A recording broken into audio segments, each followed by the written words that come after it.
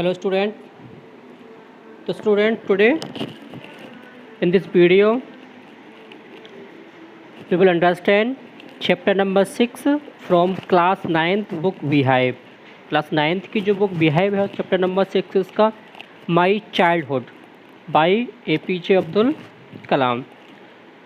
तो स्टूडेंट ये जो चैप्टर है ये आपके जो भारत के great scientist of the world, the missile man of India and the president of India, Bharat के राष्ट्रपति भी रहते हैं APJ अब्दुल कलाम और मिसाइल मैन के नाम से दुनिया जानती है उनको, और एक बहुत ही ग्रेटेस्ट साइंटिस्ट थे वो। तो एक्चुअली में क्या है कि इस चैप्टर के अंदर APJ अब्दुल कलाम का जो बचपन है, उनकी जो ऑटोबायोग्राफी है, उससे ये एक्सट्रैक्ट ये लाइंस ली गई है।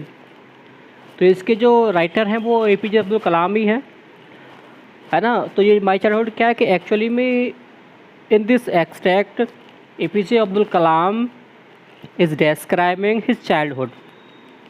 जो कलाम साहब हैं वो क्या है कि वो अपना बचपन इसमें डिस्क्राइब कर रहे हैं। तो वही है कि ये जो लेसन है ये कहाँ से, आपका जो अब्दुल कलाम की जो ऑटोबायोग्राफी थी जिसका नाम विंग्स ऑफ फायर था, APJ अब्दुल कलाम की जो ऑटोबायोग्राफी थी विंग्स ऑफ फायर, वहाँ से लिया गया है। और इस चैप्टर के अंदर जो कलाम साहब हैं वो अपने बचपन के बारे में बता रहे हैं कि कैसे उनका जो बचपन था, चाइल्डहुड था, वो इन्फ्लुएंस हुआ था। तो सबसे पहले हम बात करते हैं जो करेक्टर्स इसमें मेन है। तो पहला करेक्टर इसमें जैनुल आबदीन जो कि फादर हैं अब्दुल कलाम के। दूसरा जो करेक्टर है इसमें आशियामा है जो कि मदर है अब्दुल कलाम की। और थर्ड है जलालुद्दीन जो कि उनका ब्रदर इन लॉ है अब्दुल कलाम का। और फोर्थ जो करेक्टर है इसका है ना दीनामानी। ये कौन था? दीनामानी क्या है कि एक आपका एक बड़ा फेमस ही वेल नोन एक आपका तमिल डेली न्यूज़पेपर है। ऐसे हमारे यहाँ Hindustan times, times of India, Dainik Jagran, Amar Ujala आते हैं, ऐसे ही तमिलनाडु में एक बहुत ही फेमस न्यूज़पेपर है, इसका नाम तमिल डेली न्यूज़पेपर है, इसका नाम दिनामी है। इसके अलावा शमसुद्दीन ये कज़िन थे। इसके अलावा है ना रामंधा शास्त्री, ये क्या था? एक सन था किसका? पाक्षी लक्ष्मण है ना, पाक्षी लक्ष्मण शास्त्री, जो कि रामेश्वर का जो टेम्पल था उसमें एक बहुत ही हाई प्रीस्ट थे, एक उच्च कोटि के पादरी थे, पुजारी थे, तो उनका क्लास फेलो था ये। और अरविंदन ये भी एक हिंदू ब्राह्मण पंडित का बेटा था जो कि फ्रेंड था अब्दुल कलाम का। आगे शिव प्रकाशन ये भी एक हिंदू ब्राह्मण का बेटा था, ये भी क्या फ्रेंड था कलाम का। और सुब्रमण्यम अय्यर ये साइंस टीचर थे और इन साइंस टीचर ने ही अब्दुल कलाम को बड़ा इन्फ्लुएंस किया था। तो स्टूडेंट हम इस स्टोरी को चलिए स्टार्ट करते हैं।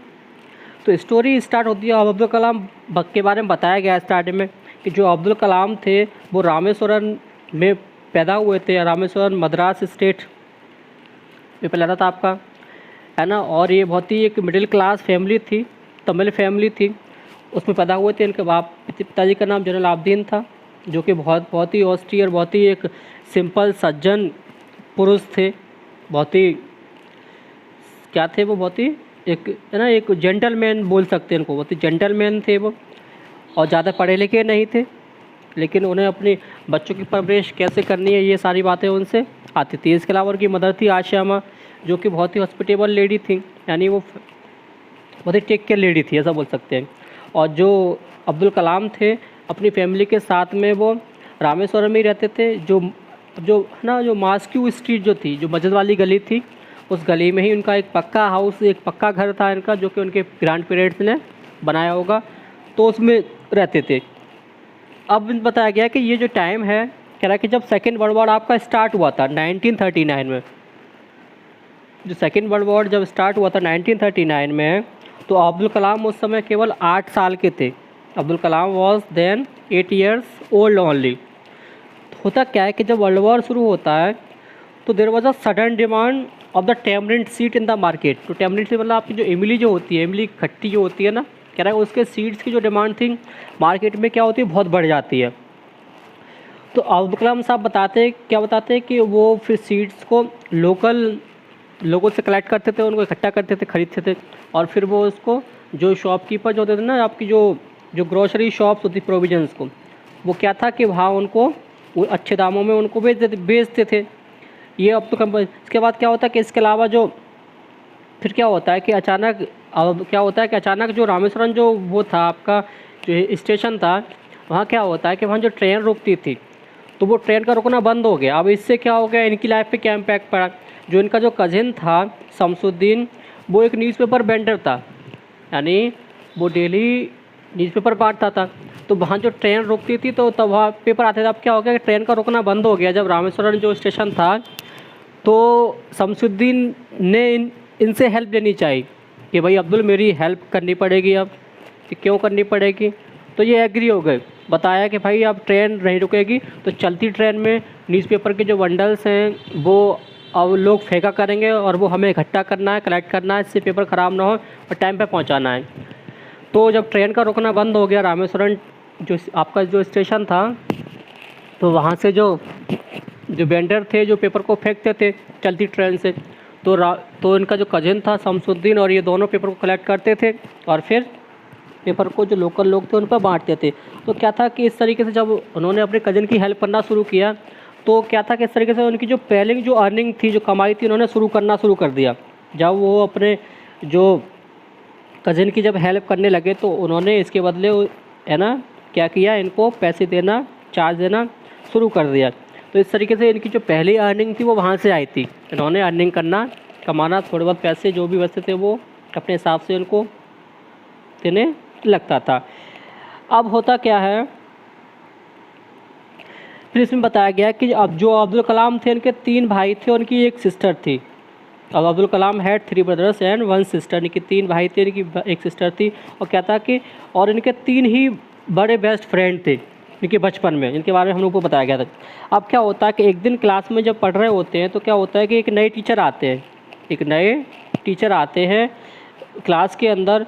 तो क्या देखते हैं कि जब वो अब्दुल कलाम को एक हिंदू ब्राह्मण लड़के के साथ में आगे वाली सीट पर बैठा हुआ देखते हैं तो उसको बड़ा अच्छा नहीं लगता ये, क्योंकि थोड़ा वो पार्शलिटी टाइप का, थोड़ा एक अलग एक नैरो माइंडेड का वो पर्सन था, टीचर जो था। तो उसको ये अच्छा नहीं लगा। तो क्या किया उस न्यूज़ टीचर ने अब्दुल कलाम से कहा है ना कि आप यहाँ से उठिए और जो लास्ट वाली सीट है वहाँ जाके बैठिए, है ना, आप यहाँ पर नहीं बैठ सकते। तो ये जो बातें थी, क्या हो गया कि ये जो बातें थी जब स्कूल में मालूम पड़ी तो लोगों ने बड़ा क्रिटिसाइज़ किया उसको, जो और भी टीचर थे।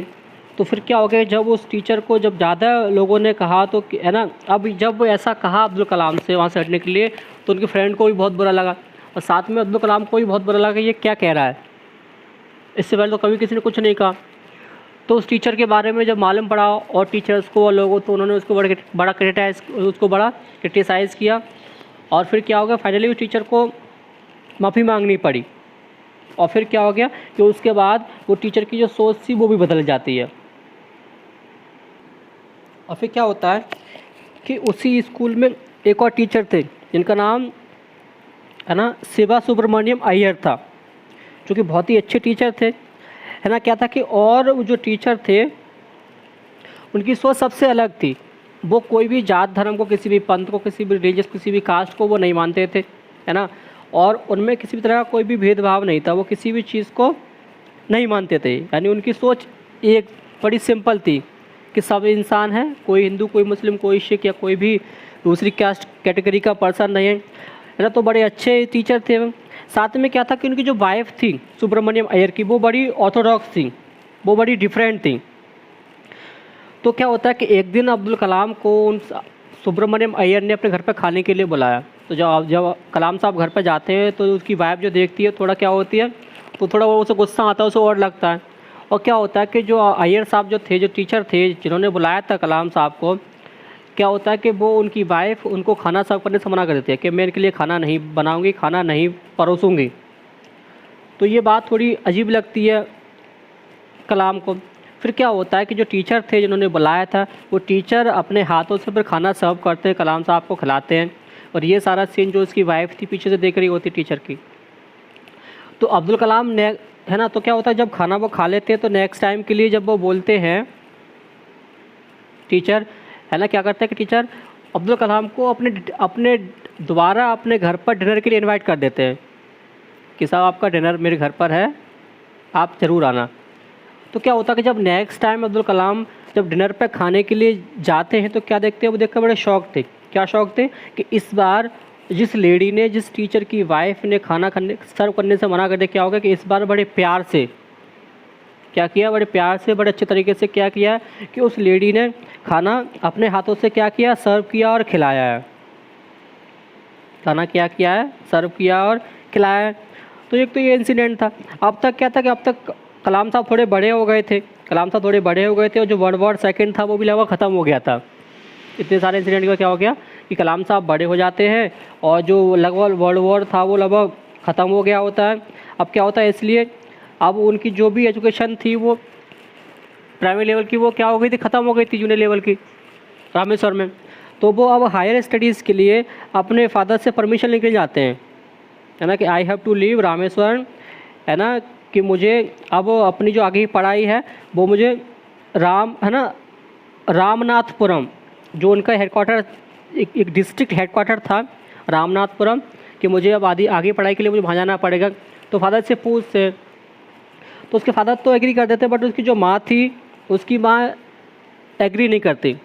तो उनको बड़ा ऑड लगता है, क्योंकि उसके जो फादर थे वो थोड़े बड़े उलझे हुए, बड़े सुलझे हुए इंसान थे। तो वो उसकी अपनी वाइफ को, अब्दुल कलाम की मदर को समझाते हैं, बोलते हैं। उसके पिताजी कहते हैं कि I know you have to go away to grow. पिताजी बोलते हैं कि मुझे पता है कि तुम्हें आगे बढ़ने के लिए तुम्हें घर से निकलना पड़ेगा, आगे जाना पड़ेगा।